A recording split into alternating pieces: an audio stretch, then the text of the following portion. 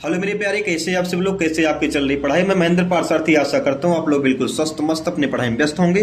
दोस्तों आज हम बहुत इंपॉर्टेंट टॉपिक प्रतिरोधों का संयोजन पढ़ाने वाला है, जो कि बोर्ड एग्जाम में आपके 3 से 5 नंबर के लिए हमेशा पूछा जाएगा और 100% मेरे प्यारे पूछा जाता है। अब यहाँ पर देखते हैं, सबसे पहले जो आपका संयोजन होता है यानी प्रतिरोध क्या होता है। प्रतिरोध की अगर हम बात करें तो थोड़ा समझ लेते हैं। प्रतिरोध को थोड़ा समझेंगे, जिसको हम इंग्लिश बोलते हैं रेजिस्टेंस। तो प्रतिरोध का मतलब मेरे प्यारे होता है कि धारा के मार्ग में जो रुकावट की जाए, धारा के मार्ग में की गई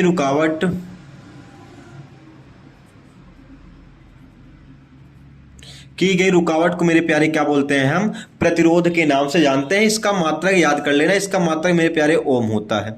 और इसका जो सिंबल होता है, इसका सिंबल मेरे प्यारे ऐसे होता है, इसका सिंबल ऐसे होता है प्रतिरोध का, और ओम का सिंबल ऐसे होता है। दोनों चीजों को आपको समझ लेना है। तो हम देखते हैं कि प्रतिरोधों का संयोजन कैसा होता है। प्रतिरोधों को संयोजन से पहले मुझे एक चीज याद करना होगा, V बराबर आई आर। V बराबर मेरे प्यारे पढ़ना I इंटू आर, जो कि ओम का नियम है। ये होता है मेरे प्यारे ओम का नियम। अब यहाँ पे जो प्रतिरोधों का संयोजन होता है, ये प्रतिरोधों का संयोजन 2 प्रकार के होता है। सबसे पहला आपका होता है मेरे प्यारे, तो पहला जो आपका प्रतिरोधों का संयोजन आपका है श्रेणी क्रम। मेरे प्यारे क्या होगा, श्रेणी क्रम होता है। अब श्रेणी क्रम संयोजन के लिए आपको ध्यान देना है कि मान लीजिए आपके पास 3 प्रतिरोध हैं। माना आपके पास 3 प्रतिरोध, एक आपका माना 3 प्रतिरोध, थोड़ा मैं लिख भी दे रहा हूं, माना 3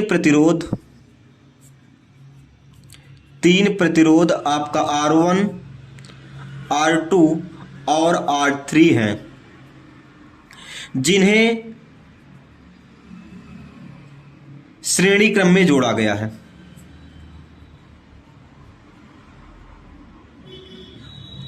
अब मेरे प्यारे यहाँ पे श्रेणी क्रम में जोड़ने का तरीका क्या होता है। श्रेणी क्रम में जोड़ने के लिए आपको क्या करना पड़ेगा, ध्यान दीजिएगा कि मान लीजिए पहला प्रतिरोध आपका ये हो गया, ये आपका R1 हो गया। दूसरा प्रतिरोध आपका ये हो गया मेरे प्यारे, ये आपका R2 हो गया। तीसरा प्रतिरोध आपका ये हो गया R3। अब इसमें होता क्या चीज है, मान लीजिए इसका पहला सिरा, ये इसका दूसरा सिरा, इसका पहला सिरा, इसका दूसरा सिरा, इसका पहला सिरा, इसका दूसरा सिरा। अब इसको जोड़ते कैसे हैं, पहले प्रतिरोध का पहला सिरा बैटरी के एक सिरे से, मान लीजिए इसको हम प्लस से जोड़ दिए। अब पहले प्रतिरोध का दूसरा सिरा दूसरे प्रतिरोध के पहले सिरे से जोड़ देंगे। दूसरे प्रतिरोध का दूसरा सिरा जो है ये तीसरे प्रतिरोध के पहले सिरे से, और अंतिम वाला जो प्रतिरोध है इसका दूसरा सिरा बैटरी के एक कुंजी लगा करके बैटरी के दूसरे सिरे से जोड़ देते हैं। इसको लिखना होगा तो आप लिख लेंगे कि पहले प्रतिरोध का पहला सिरा बैटरी के एक सिरे से, इसका दूसरा सिरा दूसरे के पहले से, अब इसका दूसरा तीसरे के पहले से, अब अगर चौथा होता तीसरे का दूसरा चौथे के पहले से। ऐसे करते करते हम लास्ट वाला जो सिरा होगा बैटरी के दूसरे सिरे से जोड़ देते हैं।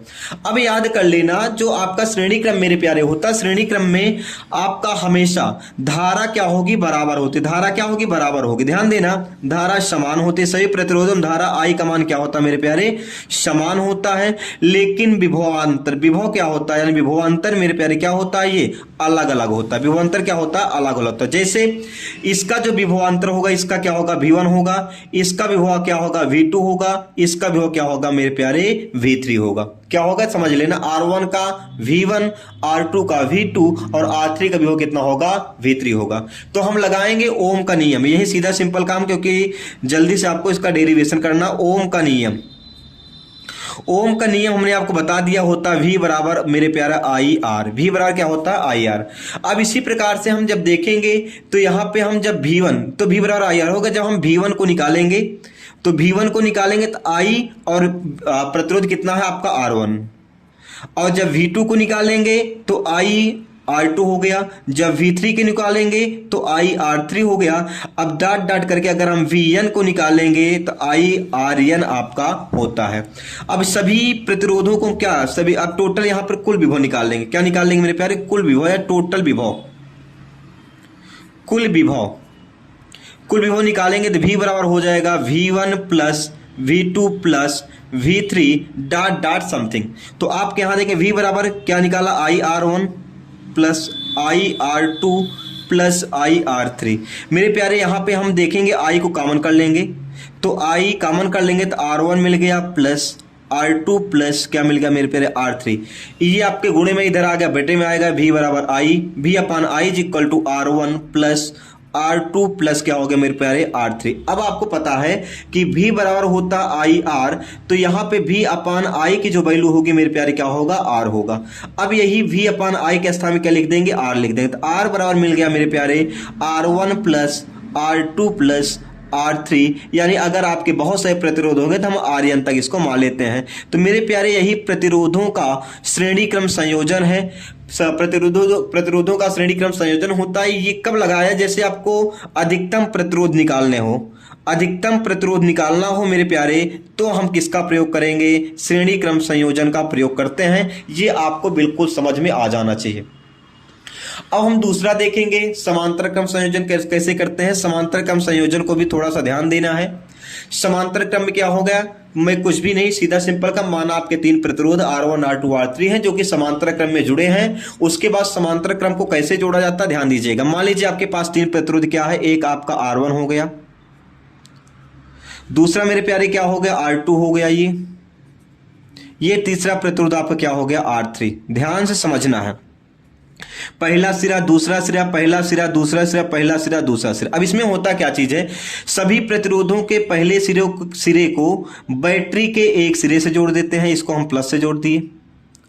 अब सभी प्रतिरोधों का जो दूसरा सिरा है मेरे प्यारे, सभी प्रतिरोधों का दूसरा सिरा जो है इसको हम बैटरी के दूसरे सिरे से जोड़ देते हैं। ध्यान देना, अब क्या होता है उसमें सभी को एक करके एक के बाद एक जोड़ा दें, पहले को दूसरे का, दूसरे का तीसरे इसके पहले से। लेकिन इसमें क्या होगा, सभी प्रतिरोधों का पहला सिरा बैटरी के एक सिरे से, सभी प्रतिरोधों का दूसरा सिरा बैटरी के दूसरे सिरे से हम जोड़ देते हैं। इसमें होता क्या चीज है, अगर धारा I यहां पे जाएगी तो यहां पे तीन भागों में बढ़ जाएगी, I1, ये आपका I2, ये आपका I3, लेकिन जो आपका वोल्टेज होगा, विभव होगा, वो क्या होता है मेरे समान होगा सबका। तो केवल अंतर ये है, यहाँ पे आपने देखा कि इसमें धारा समान होता है, विभव अलग होता है, लेकिन इसमें क्या होगा, धारा अलग अलग होती है। धारा क्या होगी मेरे प्यारे, अलग अलग होगी, और विभव क्या होता है मेरे प्यारे, ये समान होता है सबके लिए। ध्यान देना, सभी प्रतिरोधों के लिए। तो सीधा सिंपल काम ओम का नियम लगाएंगे। ओम के नियम से, ओम का नियम क्या कहता है, V बराबर I इंटू R। तो देख लेना, हम यहां पे निकालेंगे, तो ओम का नियम यहां से हम निकाल लेंगे I की वैल्यू। I बराबर क्या होगा, I बराबर होगा मेरे V अपान R। I बराबर क्या मिल जाएगा, V अपान R। अब हम जब I1 की वैल्यू निकालेंगे यहाँ पे, तो I1 की वैल्यू प्यारे निकालेंगे, V बराबर अपान क्या होगा R1 हो जाएगा। ऐसे इसी प्रकार I2 निकालेंगे तो V अपान क्या होगा R2 हो जाएगा। जब हम I3 की निकालेंगे तो V अपान क्या होगा मेरे प्यारे R3 आपको यहाँ पे प्राप्त होगा। अब हम करते क्या है, टोटल धारा निकाल लेंगे, कुल धारा हम जब निकालेंगे तो I की वैल्यू हो जाएगी I1 plus I2 plus I3 dot dot. अगर आपको और प्रतिरोध को लेना है तो और प्रतिरोध अपना एडजस्ट कर सकते हैं। तो I बराबर मेरे प्यारे हो गया V अपान R1 प्लस I2 की वैल्यू V अपान R2 प्लस V अपान क्या हो गया R3। अब यहाँ पे V आपका सब में समान है तो V को हम कॉमन कर लेंगे। तो V को जब कॉमन करेंगे 1 अपान R1 हो गया, प्लस 1 अपान आपको मिल गया R2, प्लस 1 अपान मेरे प्यारे R3 मिल गया। तो V अपान में है, इंटू में इधर अपान में होगा, V I अपान क्या होगा, V is equal to 1 upon R1 plus 1 upon मेरे प्यारे R2 प्लस 1 अपान क्या मिल गया R3। अब यहां पे आप देखेंगे होंगे एक नियम होता है V बराबर I R, यानी ओम का नियम क्या कहता है, V बराबर I R जानते होंगे। तो यहां पे अगर देखा जाए तो V को अगर हम इसको इधर कर लें, यानी कि I अपान V को हम लिख सकते हैं, I अपान V को लिख सकते हैं 1 अपान मेरे प्यारे R, यानी कि I अपान V को 1 अपान R लिखेंगे तो ये जो वैल्यू है इसी के स्थान में लिख देंगे 1 अपान R। तो 1 upon R is equal to 1 upon R1 plus 1 upon R2 plus 1 upon R3। मेरे प्यारे समांतर क्रम संयोजन का यही फार्मूला होता है। ये दोनों प्रूव करने के लिए आ जाते हैं, या इसमें से आपके क्वेश्चन भी लगाने के लिए आ जाता है, और 100% आपके एग्जाम में पूछे ही जाते हैं। अब अगर कहीं मेरे प्यारे आपसे पूछा जाए कि इसका प्रयोग कब करेंगे, तो याद कर लें जब आपको कम से कम या न्यूनतम प्रतिरोध निकालना होगा तो हम इसका प्रयोग करते हैं। तो आई होप, मुझे पता है, आशा होगा मेरे प्यारे आपको ये समझ में आया होगा। अगर कोई समस्या होगी तो आप मुझे कमेंट करके जरूर बताइएगा। जिससे मैं इसको और आसानी से और अच्छे से आपको बता सकूं। मेरे प्यारे, आप लोग थोड़ा सा सपोर्ट करें और आप इसको ज़्यादा से ज़्यादा अपने भाइयों के पास, दोस्तों, मित्रों के पास शेयर करेंगे। तब तक मिलेंगे आपकी अगली क्लास। जय हिंद, जय भारत।